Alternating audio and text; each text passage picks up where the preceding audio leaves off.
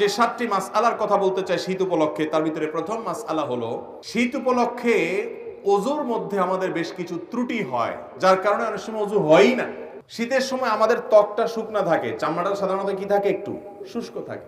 তো যার কারণে আপনি যদি পানি দেন, দেখবেন যে শুধু পানি দিয়ে দিলেই ভিজে না, একটু ভালো করে কি লাগে, ডলতে হয়।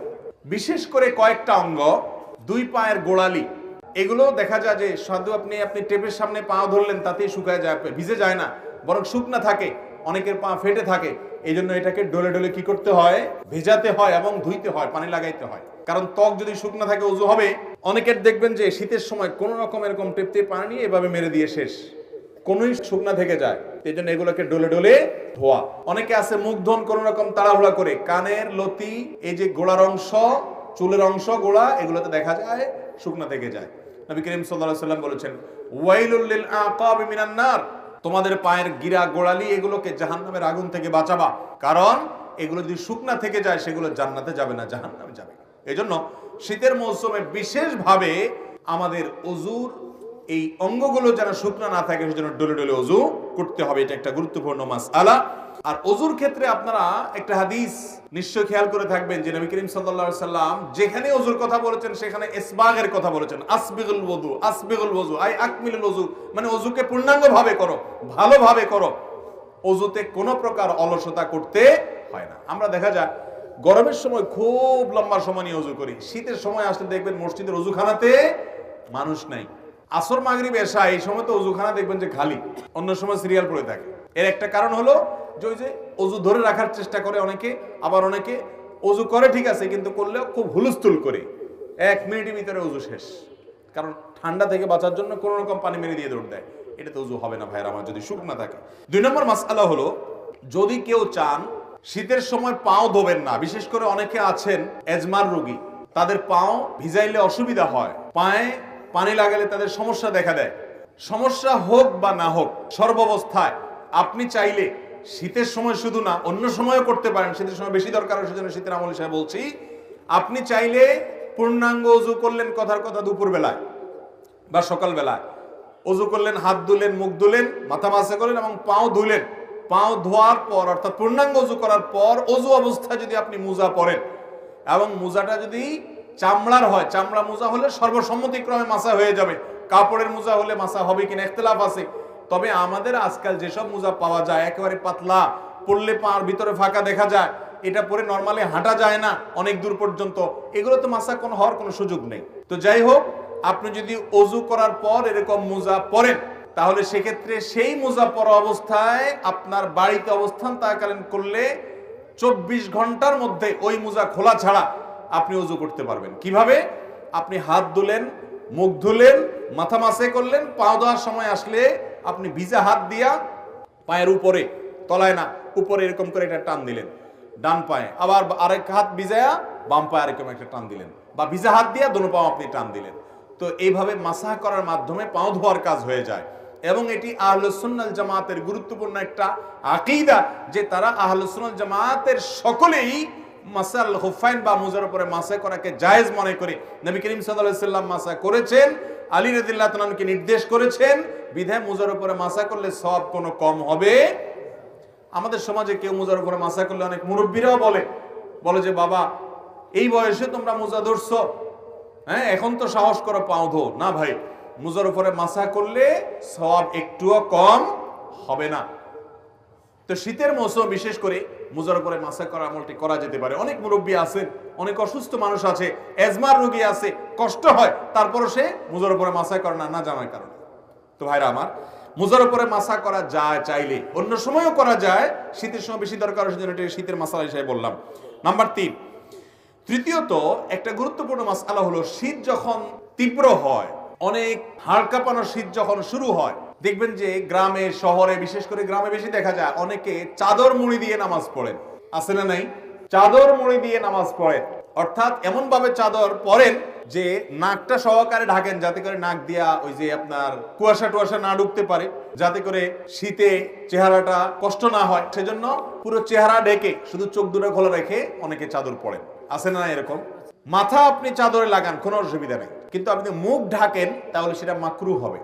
নবী করিম সাল্লাল্লাহু আলাইহি সাল্লাম মুখ ঢেকে সালাত আদায় করতে, নামাজ পড়তে নিষেধ করেছেন। অতএব শীতের সময় এই মাসআলাটা না জানার কারণে আমাদের অনেক ভাইরা আছেন যে এরকম পুরাটা মুড়ি দিয়ে নামাজ পড়েন।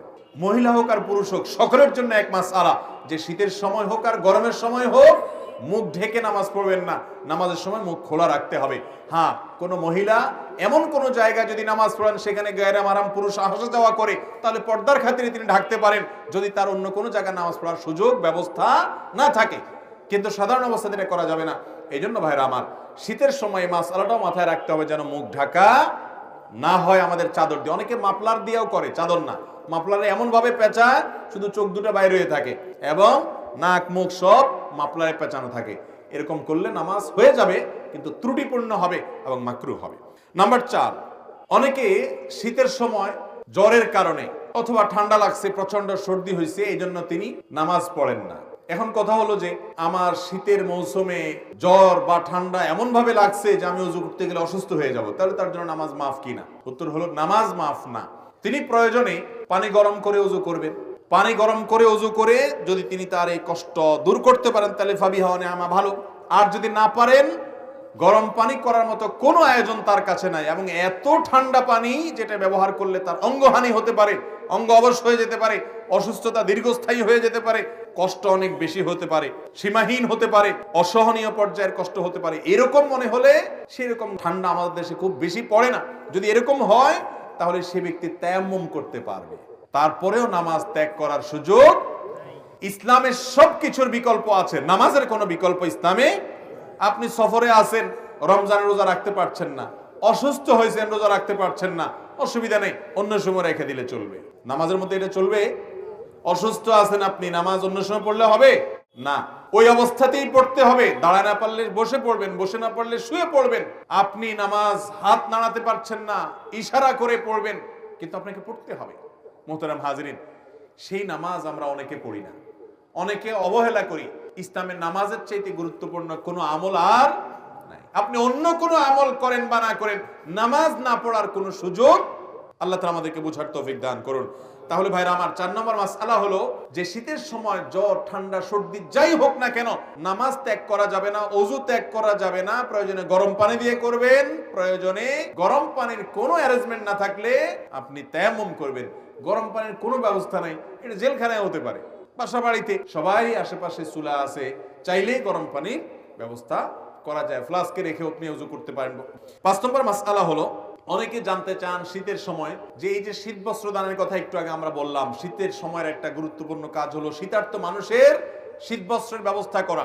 এখন প্রশ্ন হলো যাকাতের টাকা দিয়ে শীত বস্ত্র দেওয়া যাবে কিনা? তো এর উত্তর হলো যাকাতের টাকায় শীত বস্ত্র দেওয়া যাবে ওই ব্যক্তিকে যে ব্যক্তি যাকাতের হকদার, তার শীত বস্ত্র কেনার টাকা নাই, তখন আপনি তাকে শীতের কাপড় কিনে দিলেন, যাকাতের টাকা থেকে এটা জায়েজ আছে। কিন্তু আমরা সুন্নাহ ফাউন্ডেশন থেকে বা আরো বিভিন্ন সামাজিক সংগঠনগুলো যে শীতবস্ত্র বিতরণের উদ্যোগ নিয়ে থাকে, সেখানে যাকাতের টাকা আপনারা দিবেন না। আমরাও বলি যে আমাদের এখানে কেউ যাকাতের টাকা দিবেন না, কারণ আমরা যখন বিভিন্ন এলাকাতে গরিব দুঃখীদের মধ্যে শীতের কাপড় দেই, তখন কে যাকাতের হকদার আর কে যাকাতের হকদার না, এটা এতটা বেছে বেছে দেওয়া সম্ভব হয় না। যার কারণে যাকাতের টাকা দিয়ে শীতের কাপড় দিলে আপনার জানাশোনা কোনো গরিব যিনি অবশ্যই যাকাতের হকদার, তাকে আপনি দিতে পারবেন, কোনো অসুবিধা নেই। নাম্বার 6, একটা গুরুত্বপূর্ণ মাসআলা হলো শীতের সময় অনেকে দেখা গেল শুধু চাদর গায়ে দিয়ে নামাজ পড়ছেন, তো চাদরের ভিতরেই হাতটা থাকে, হাত উঠানো, হাত বাঁধা, এই মুভমেন্ট করা, এই সবগুলো চাদরের ভিতরে করা, কারণ বাইরে করলে শীত লাগে। এই রোগটা আছে না নাই? এটাও হাদিসে পরিষ্কার ভাবে নিষেধ। আপনি যদি এক কাপড়ে, যে কাপড়ে নামাজ পড়েন, ধরেন আপনি চাদরে নামাজ পড়ছেন, তো আপনি হাত উঠানোর জন্য, হাত বাঁধার জন্য চাদরের বাইরে হাতটা বের করে নেবেন। আর যদি জামা গায়ে দেওয়া থাকে তাহলে তার বাইর করার কিছু নেই, হাতার ভিতরে হাত থাকাই যথেষ্ট। কিন্তু চাদরের ভিতরে যদি আপনি নামাজ পড়েন বা আপনি বড় কোনো কাপড়ে নামাজ পড়েন, তাহলে সেক্ষেত্রে শীতের জন্য ভিতরে ভিতরে আপনি সেরে ফেললেন, হাতটার বাইর করলেন না, নামাজ হয়ে যাবে, কিন্তু এটা মাকরুহ এবং অনুচিত কাজ। শীতের সময় এই কাজটা অনেক বেশি হয়ে থাকে, এটা লক্ষ্য রাখতে হবে। এটা 6 নম্বর মাসআলা। 7 নম্বর মাসআলা হলো শীত একটু বেশি হলে, গরমের সময় দেখা যায় গরম একটু বেশি হলে কিছু মানুষ দেখবেন যে শীতের মা বাপ 14 গোষ্ঠী তুলে গালি দেয়। দেখছেন আপনারা? গালিগুলো তো আর আপনাদের কারো অজানা না, আশেপাশে বিভিন্ন মানুষ দেয় না, মা তুলে বাপ তুলে, শীতের আবার মা বাপ আছে, সেই মা বাপ তুলে মুখ খারাপ করে, লানত দেয়। তিরমিজির হাদিসে আসছে নবী করিম সাল্লাল্লাহু আলাইহি ওয়াসাল্লাম বলেছেন, কোন ব্যক্তি যদি এমন কোন বস্তুকে, আল্লাহর এমন কোন সৃষ্টিকে যদি লানত দেয় যে লানত পড়ার ক্ষেত্র না, তাহলে সেই লানতটা তার উপরে বর্ষণ হয়। ভাইরা আমার আগের বক্তা আলোচনা করছেন রাগ দমন করা নিয়ে। এসব ওয়াজ হয় না আজকাল, দরকারি ওয়াজ ভাই। রাগ দমন করতে হবে। অনেক নামাজি মানুষ কিন্তু বদমেজাজি আছে না নাই? দাড়িওয়ালা মানুষ সবই ঠিক আছে মাশাআল্লাহ, মেজাজটা এত বিশ্রী যে একজন ইমানদার এত বিশ্রী আচরণ হওয়ার কথা। অতএব ভাইরা আমার, শীতের তীব্রতায় বা গরমের তীব্রতায় কোন অবস্থাতে শীত বা গরমকে গালমন্দ করা, লানতান করা, অভিশাপ দেওয়া বা বাজে কথা বলা, এটা জাহেল মানুষের কাজ। ইমানদার তো শীত যত তীব্র হবে তার জাহান্নামের কথা তত বেশি স্মরণ হবে, সে তত আরো ভালো কথা বলবে, আরো বিনম্র হবে, আল্লাহর কাছে পানা চাইবে, বাজে কথা বলবে না। আল্লাহ তাআলা আমাদের সবাইকে এই শীতের মৌসুমে আল্লাহকে সন্তুষ্ট করার মতো আমলগুলো করে যাওয়ার তৌফিক দান করুন।